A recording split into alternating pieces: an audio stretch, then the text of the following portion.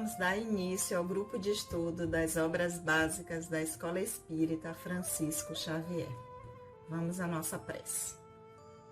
Amado Senhor Jesus, mais uma vez em pensamentos, nos reunimos em Teu nome para mais um dia de estudos.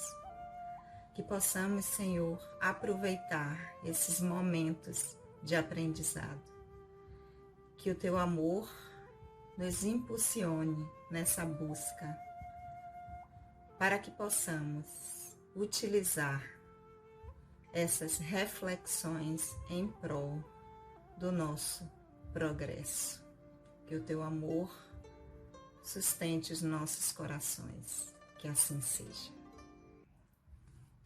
Olá, mais uma vez estamos aqui para darmos prosseguimento ao grupo de estudo das obras básicas da Escola Espírita Francisco Xavier, nesse novo modelo que a tecnologia está nos possibilitando, enquanto não podemos estar juntos na instituição.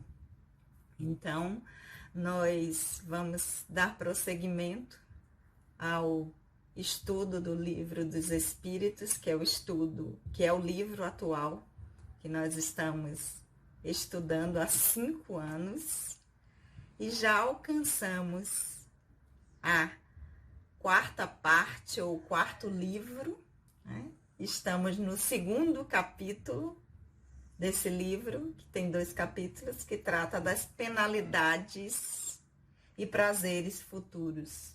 Nós estamos no item da duração das penalidades futuras, e na semana anterior nós chegamos até a pergunta 1008. E hoje nós vamos dar prosseguimento com a pergunta 1009. Então vamos lá. Bom,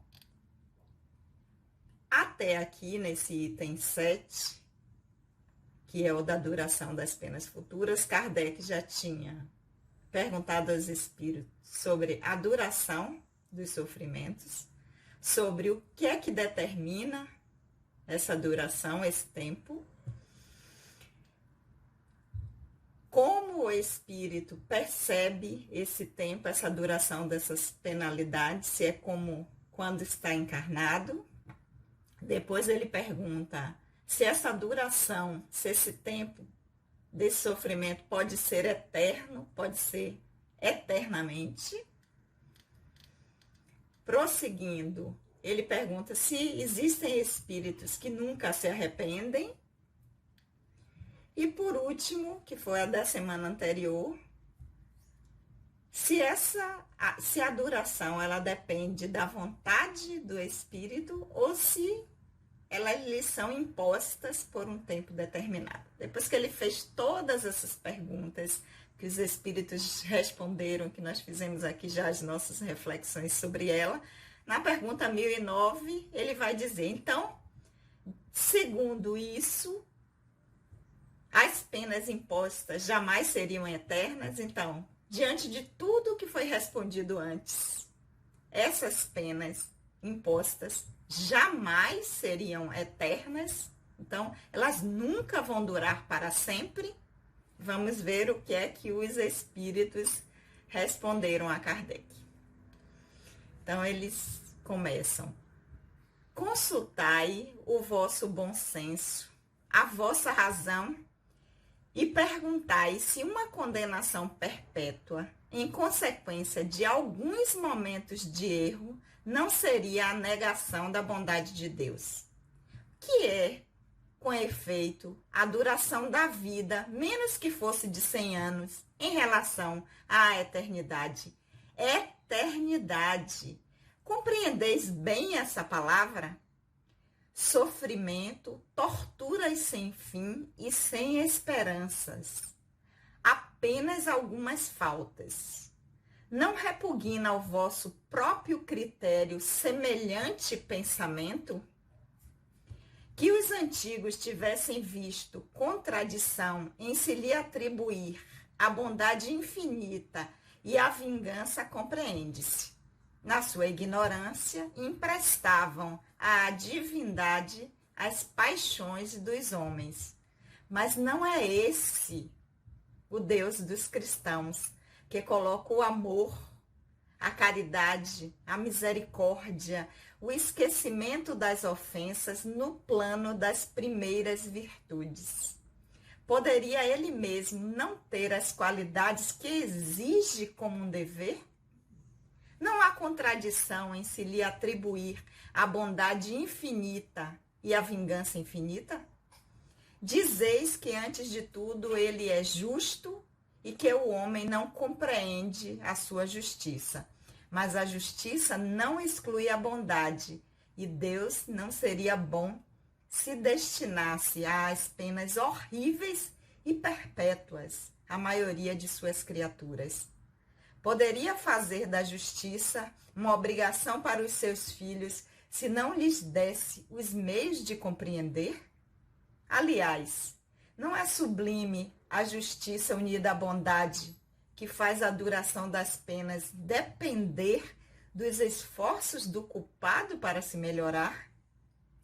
Nisso se encontra a verdade do preceito, a cada um segundo as suas obras.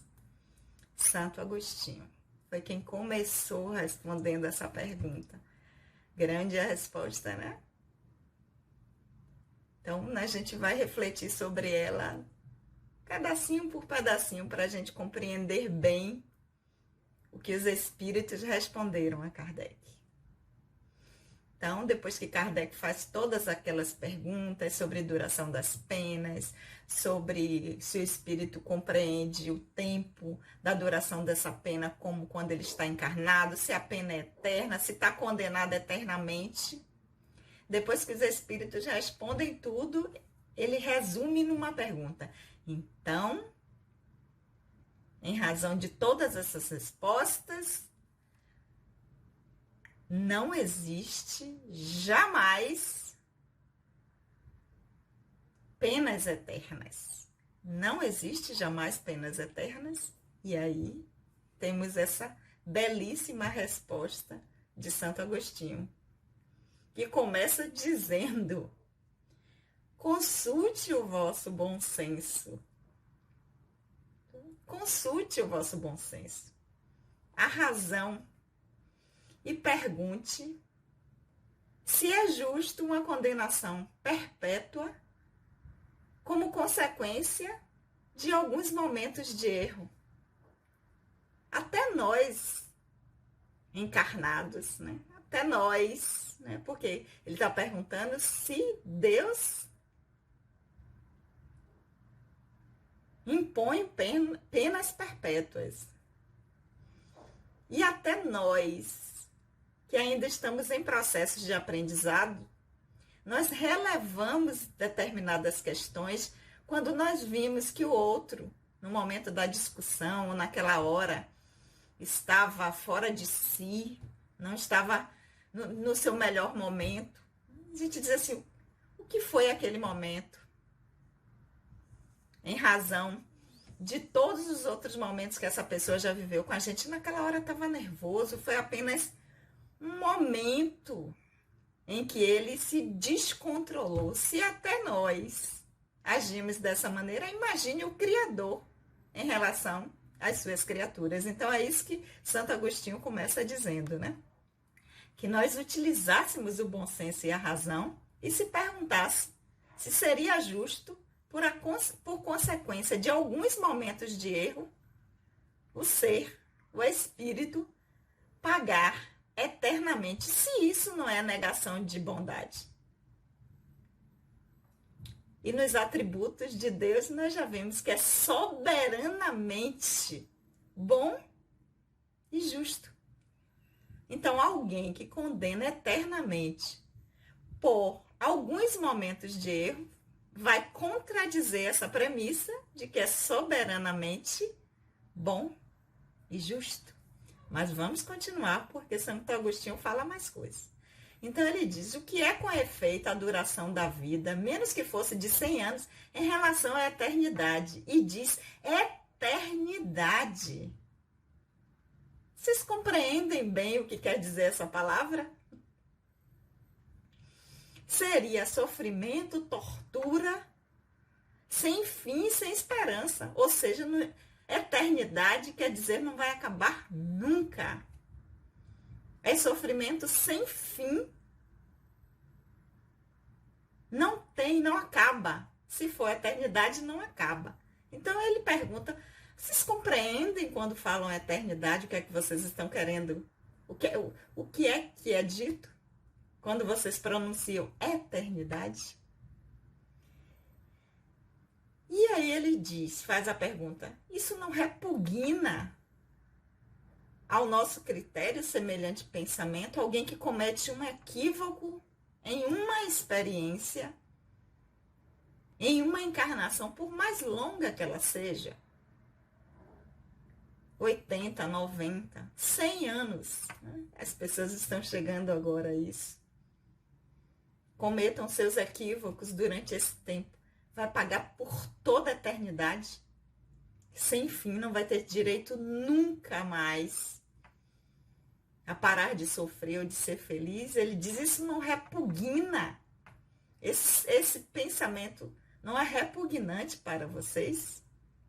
E aí ele vem dizer que os antigos tivessem visto contradição em atribuir a Deus, né, bondade infinita e vingança, porque a gente via, né, nos livros lá, na Bíblia, em outros livros, a gente vê o mesmo Deus que é bondoso, ele é tirânico, ele é vingativo. Então ele diz que os antigos vissem essa contradição na divindade, se compreendia, porque na sua ignorância eles emprestavam aos homens as suas paixões. Ou seja, ao invés de entender que o homem é feito à semelhança de Deus, nós fizemos de Deus a nossa semelhança, a semelhança de nossas paixões, a semelhança de como nós nos sentimos quando o outro nos maltrata ou nos desagrada. Então, fizemos o contrário. Não buscamos a semelhança do Criador. Trazemos o Criador para as nossas paixões. Então ele diz, se justificava isso nos antigos, né, lá atrás. Mas não é esse o Deus dos cristãos. Esse é o Deus do Antigo Testamento. Não é o Deus do Novo Testamento. Não é o Deus da Boa Nova. Não é o Deus que o Mestre nos trouxe. A visão de um Deus amoroso, de um Deus que é Pai. E qual é o pai que não perdoa? Por pior que tenha sido a falha, o erro do filho. Então ele, continuando, mas não é esse o Deus dos cristãos, que coloca o amor, a caridade, a misericórdia, o esquecimento das ofensas no plano das primeiras virtudes. Então, entre as primeiras virtudes está perdoar, esquecer, ter caridade, misericórdia com as falhas do outro. Poderia ele mesmo não ter as qualidades que exige como um dever? Quer dizer, Deus exige, entre aspas, ou seja, quer que nós tenhamos essas qualidades de caridade, misericórdia, compaixão, que é o esquecimento das falhas do outro, compaixão. Ele quer que nós tenhamos essas virtudes e ele mesmo não teria? Não há contradição em lhe atribuir a bondade infinita e a vingança infinita? É contraditório. Ou ele tem bondade infinita, como nós já aprendemos nos atributos de Deus, lá na frente, lá atrás no livro, ou ele tem vingança infinita, porque se a pena é eterna, é uma vingança que não tem fim, ou seja, você tem que pagar o que você me fez, e por mais que você faça, não vai conseguir. Então, é vingança infinita. Então, Santo Agostinho diz, isso não é incoerente? Isso não é uma contradição? Não pode haver bondade infinita e vingança infinita. E continuando, ele diz: dizeis que antes de tudo ele é justo e que o homem não compreende a sua justiça. Mas a justiça não exclui a bondade. E Deus não seria bom se destinasse às penas horríveis e perpétuas a maioria de suas criaturas, né? A maioria porque ainda estamos na maioria daqueles que precisam de aprendizado, que precisam transformar-se, que precisam se melhorar. Então, estaríamos destinados, porque qual de nós ainda não comete equívocos? Todos que estão aqui estão em aprendizado, então estão sujeitos a cometer esses erros, esses equívocos. Estamos na linha, na corda bamba, para poder cometer atos que vão nos levar ao sofrimento eterno. Então, isso seria uma contradição. E aí, continuando, ele diz: poderia fazer da justiça uma obrigação para os seus filhos se não lhe desse os meios de compreender? Como é que Deus quer que nós compreendamos a justiça, que possamos agir com o outro com justiça, tendo isso como uma obrigação, um dever para nós, aprendermos isso? Como é que ele daria isso como uma obrigação e não daria para nós o meio de compreender, nos condenando eternamente? Aliás, ele diz, continuando: não é a sublime a justiça unida à bondade que faz a duração das penas depender dos esforços do culpado para se melhorar? O contrário de penalidade eterna, que é o que Deus faz. É uma bondade tão grande, tão infinita por nós, que faz com que o tempo que a gente tenha que sofrer tenha relação com o esforço que a gente faz para melhorar. Ou seja, quanto menor o tempo que a gente levar para entender e querer modificar, menor o tempo do sofrimento. A duração do nosso sofrimento vai depender única e exclusivamente de nós e do nosso esforço de melhorar e querer fazer diferente. Tem justiça e bondade, que os dois juntos aí. Quando Deus faz isso, alia o tempo do nosso sofrimento ao nosso esforço de nos melhorar, ele está unindo de forma sublime, nas palavras de Santo Agostinho, a justiça à bondade. E aí ele diz, o resumo disso, de unir justiça e bondade de uma forma sublime, na forma de que o tempo que nós vamos levar de sofrimento é o tempo do esforço que a gente faz para se melhorar. É o resumo do preceito: a cada um segundo as suas obras. Não é lindo? Não é explicação perfeita, clara, que sempre é nos chamar a atenção de que está em nossas mãos o nosso destino, que está em nossas mãos o tempo que nós vamos levar sofrendo, que está em nossas mãos o tempo para a gente ser feliz, o tanto que a gente foi destinado e o tanto que a gente merece ser, que só depende de nós. Essa é a resposta de Santo Agostinho, porque essa pergunta 1009, ela foi respondida por 3 espíritos. Hoje a gente vai ficar só com a de Santo Agostinho, porque cada um, assim como Santo Agostinho, faz uma explanação muito bela com relação a pergunta de Kardec, se esse sofrimento seria eterno, né? Então, não seria, em hipótese alguma, eterno. Para que fique bem entendido cada um deles. Então, hoje a gente vai ficar com Santo Agostinho e no prosseguir dos nossos estudos nós vamos ver quem são os outros, mais 2 espíritos vão responder. Olha que pergunta que mereceu a resposta de 3 espíritos. E olha os espíritos, olha só o primeiro. Santo Agostinho. Então, hoje nós vamos ficar por aqui, na pergunta 1009 do Livro dos Espíritos. E na semana que vem, no nosso grupo de estudo das obras básicas, nós daremos prosseguimento aos nossos estudos. Então, vamos lá.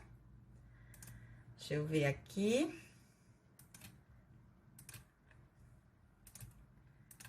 Vamos lá.